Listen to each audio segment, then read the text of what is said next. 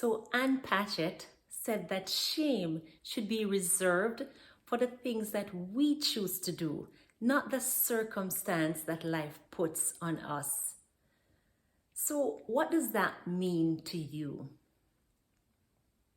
Welcome back to our series on emotional mastery, and today is day number 4, and we're talking about the emotion called shame.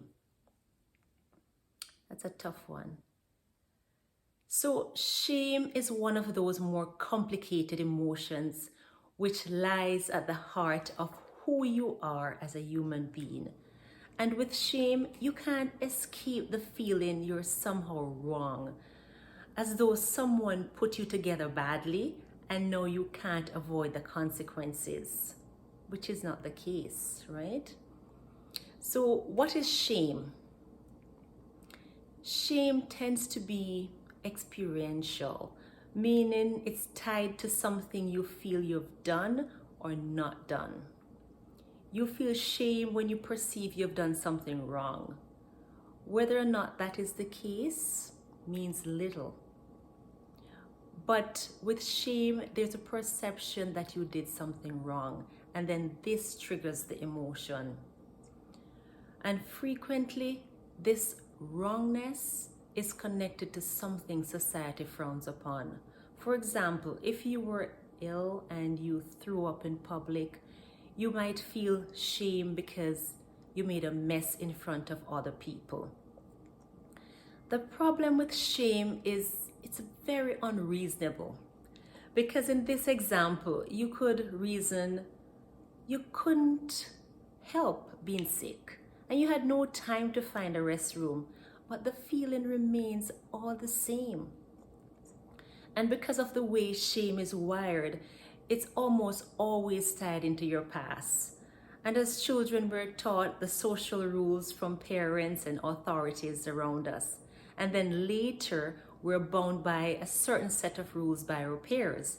And then generally, it's through those peers you learn the consequences for going against the social rules, which is why shame is especially difficult during our formative years. And this emotion can crop up at any age, but it is said that teenagers are especially susceptible to shame.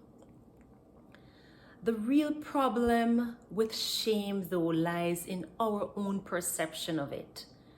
Chances are you're harder on yourself than any outside authority or peer, and there might be a lot of shoulds in your life. And as a result, you are too quick to beat yourself up for failure, and you fall into the trap of shame. So how does shame hold you back? Shame becomes toxic, especially when you start setting unreasonable standards for yourself. And then this is where you put such high standards on your actions, you can't possibly measure up no matter what you do. So when shame becomes toxic, these kinds of standards were likely created out of your life experiences and some kind of abuse or misunderstanding of how the world works. When you look at it emotionally, while shame doesn't have many physical effects, the emotional toll can be huge. And over time, high levels of shame can make you more prone to low self-esteem, depression, anxiety, and guilt added to shame can create a perfect storm of negative emotion. And shame can also be linked to thoughts of suicide and is also a component of post-traumatic stress disorder. When you look at it socially, shame almost always leads to paralysis. So when you feel shame, you're less likely to reach out to others or wish to engage with the world. And this can be because you think you don't deserve those connections, compounded by the feeling that you wouldn't be welcome anyway. And as a result, people who are experiencing shame tend to self-isolate. And at work, they're not going to interact any more than necessary with others. And when they do, they might become lost in apologetic, self-depreciating behaviors, right? Which in turn can derail career or promotion prospects. In relationships, feelings of shame can just shut you out from your partner. So let's look at 3 steps to deal with shame. First, we have to move on. But how do you get past shame in the moment? You have to start by acknowledging that the shame is there. And once you've accepted this, you need to spend some time in understanding why you feel shame in the first place. Have you done something wrong, or have you perhaps been lured into the world of false shame? And if you've done something which might not be generally accepted by others, forgive yourself for making a mistake. It is all right to mess up sometimes.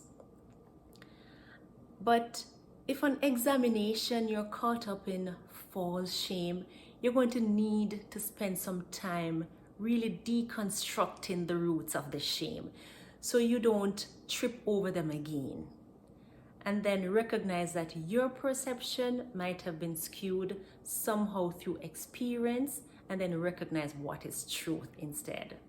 Forgive yourself and move on. The second most important thing is to find your value.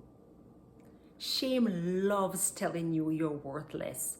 So it's important to find the things which make you special. Do some work to find the best things about yourself and then celebrate them. It would be nice if you could make it a daily exercise to do this. And the third thing you want to do to deal with shame is to reconnect. And this is important because shame can drive you away from the world. You need to reach out and reconnect with those you love, and it might help to let those closest to you know you're on a journey of rebuilding your self-esteem, and just let them help. More importantly, don't forget to reconnect with yourself. Focus on the things you love best about yourself. You know, C.G. Jung says, shame is a soul-eating emotion. Don't let shame eat your soul. Take the time today to celebrate some of the best things about yourself. And if you do this, you would see the difference. So if this was beneficial to you, feel free to give this video a thumbs up and encourage someone to subscribe to be notified of each video in this series. The next emotion will be anxiety. See you then.